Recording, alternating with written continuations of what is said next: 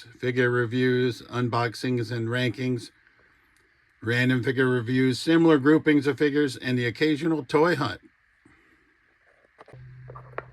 All right, YouTube Trolls Toys coming back at you with another episode of this week's Toy Haul, episode 76.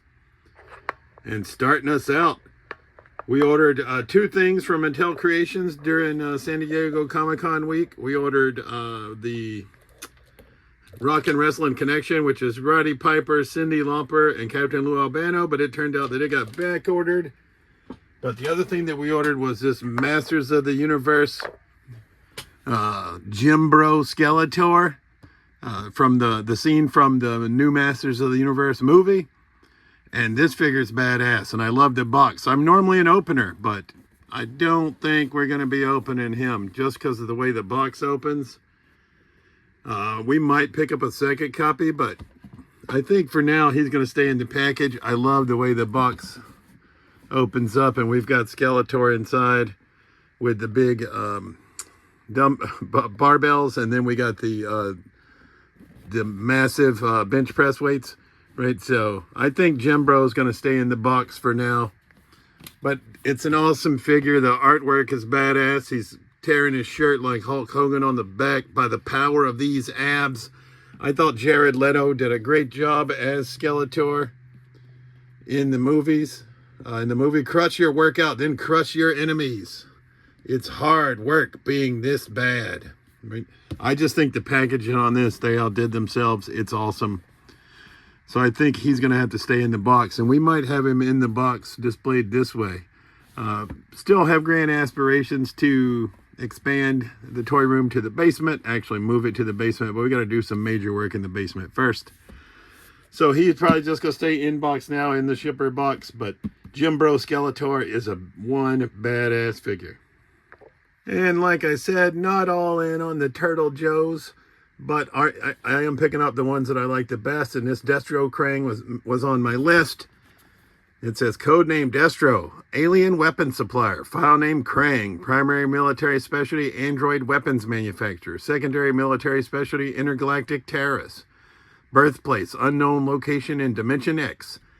Destro is the alien power behind TCRI, Techno Cosmic Research Institute, largest manufacturer of state-of-the-art weaponry. To Destro, war is both man's and mutants' most natural state. The fittest survive and the greatest technological advances are made. He maintains a luxurious lifestyle aboard the Technodrome. Destro provides high-tech arms, yes, literal droid arms, to any side able to meet his price, and will incite war when others disagree with his plans.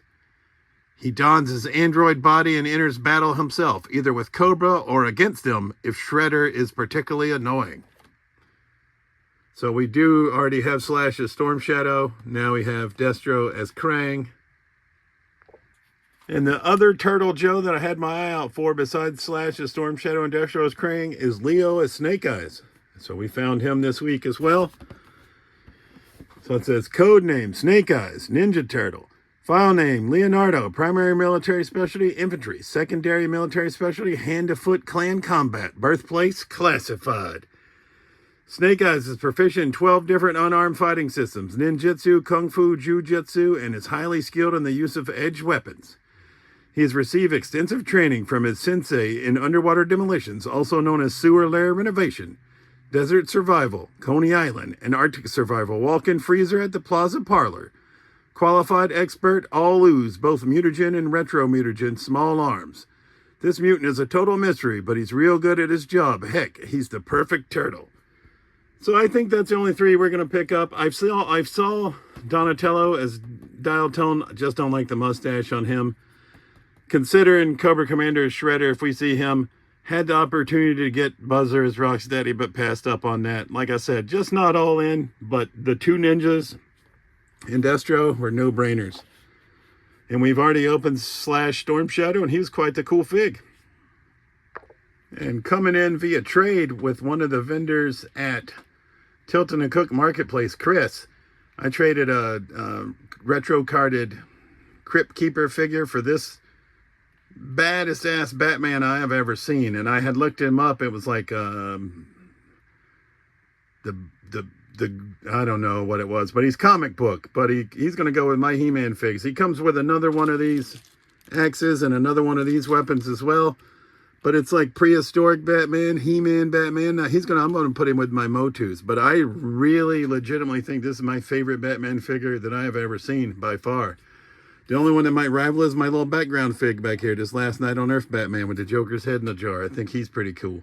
Don't really like his gear, but love the Joker's head in the jar. But this guy, like the arrowhead bat symbol, the weapons that are fashioned, like, he's just awesome. Like I said, going with my Masters of the Universe, sue me if you need to, but the coolest, sickest Batman figure I think I've ever seen. So thanks, Chris at Tilton & Cook. Also coming in from same vendor, Chris at Tilton & Cook, we picked up 2 more of these zombie WWEs. I wasn't collecting when these came out originally, and they are basics, but it's all right. We have Zombie Seth, Werewolf Roman, and now we've got Zombie Taker to add to the collection, as well as Zombie the Game Triple H. So added 2 more WWE zombie figures at very good prices, and they're in great condition from Chris at Tilton & Cook Marketplace. So thank you. Continuing pickups from Tilton & Cook Marketplace from my buddies Jason and Jose at Siler Selections. We got this Monday Night Wars figure of The Rock. Right?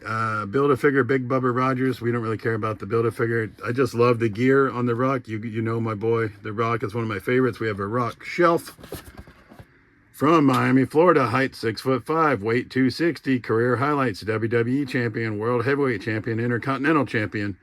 Raw, February 21st, 2000. After reigning on D-Generation X's Celebration, the Great One teamed up with Cactus Jack and Kane against Triple H, X-Pac, and The Big Show.